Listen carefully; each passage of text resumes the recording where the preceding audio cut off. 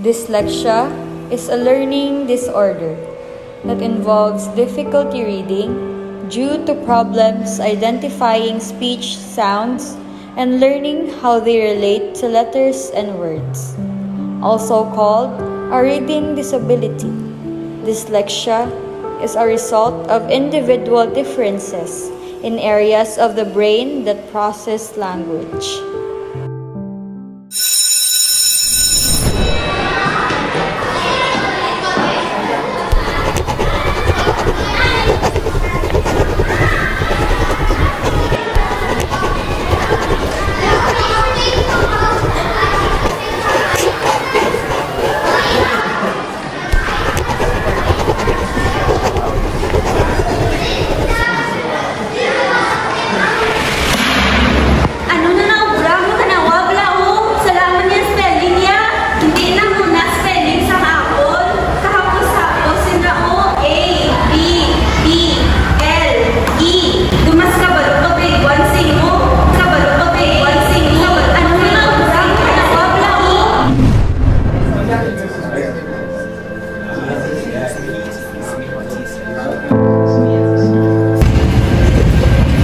Hindi na spelling sa hapon mo man. Saan nga lang mo, hindi ka ba nang spell? Kauluya, si mo. Tatingin ako. Ay, kusarang ka na. Bandang ka. Kita kayo ng tagyapon, boss.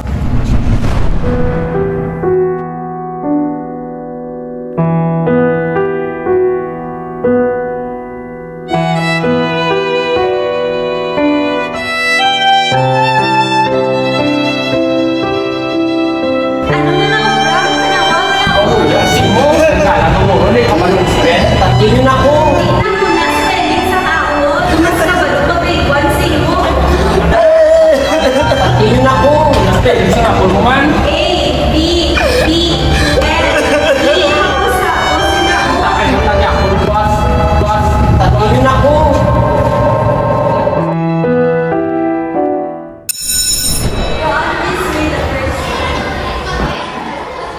Dear friends, reproach me not for what I do. Thank you, Rohan. Julian, please read the preceding line. Nor cancel me, nor penalty me, nor say. Thank you, Julian. Now, KJ, please read the next line. That I am wearing my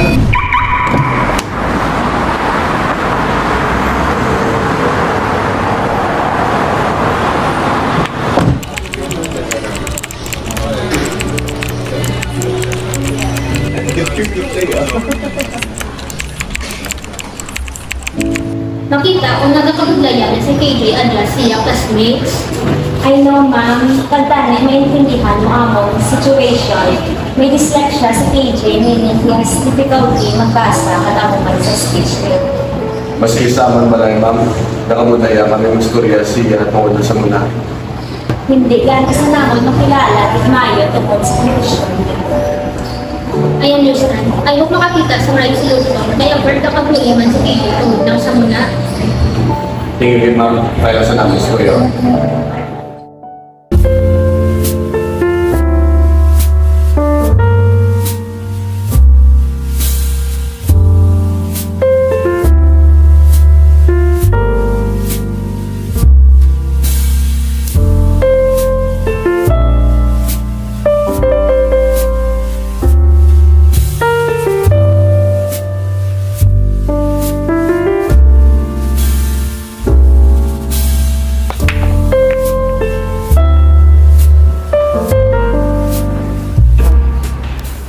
Kamusta ang bata mo, JC?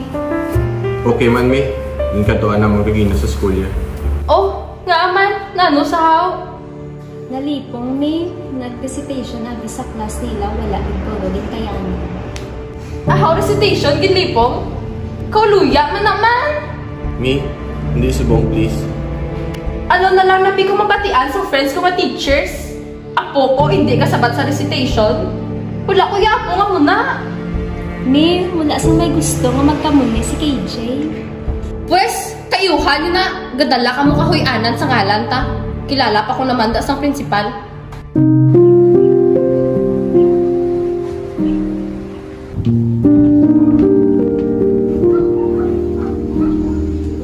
Ano nga ginaslat mo? Bisan grade 1 ka palo sina? Kasimple ho? Sorry lang. Bisan sorry gani hindi ka kabalo?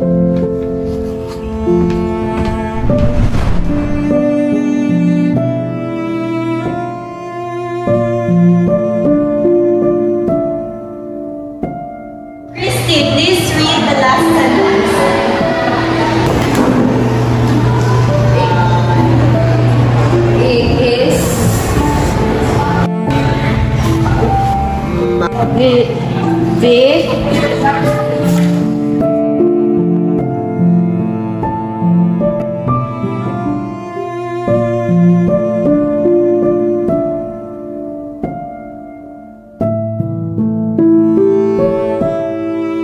Ano na naubra mo? Salamat niya, hindi mo na spelling sang dog. D-O-G. Dumas ka balo pag advancing mo.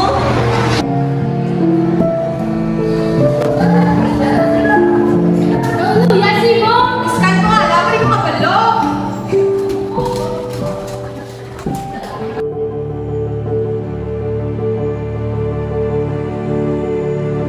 Ne, grabe naging iya pala si Mami. Dumas importante pa sa iya ang ngalan sa pamilya ta kaysa sa kamayuan sa nga kuya mismo.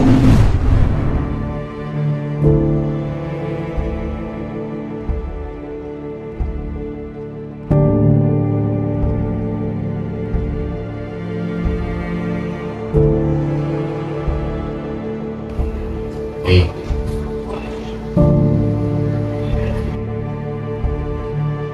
Boy.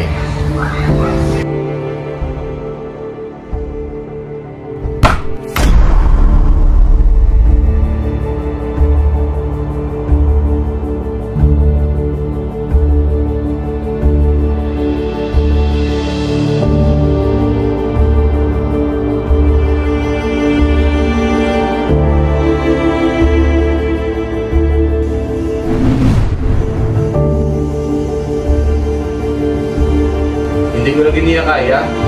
Hindi na pamukha ilang permi ano takapalpak pa si bata siya.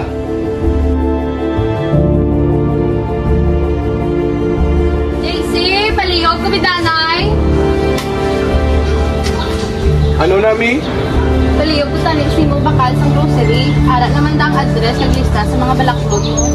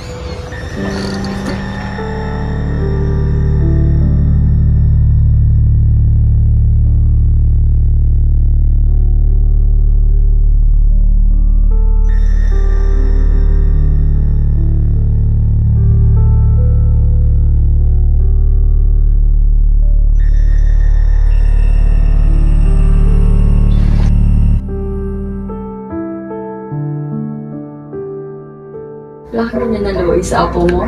Kapangita ka sang balasulon mo? Wala naman tipidi nga balasulon, kundi ikaw lang.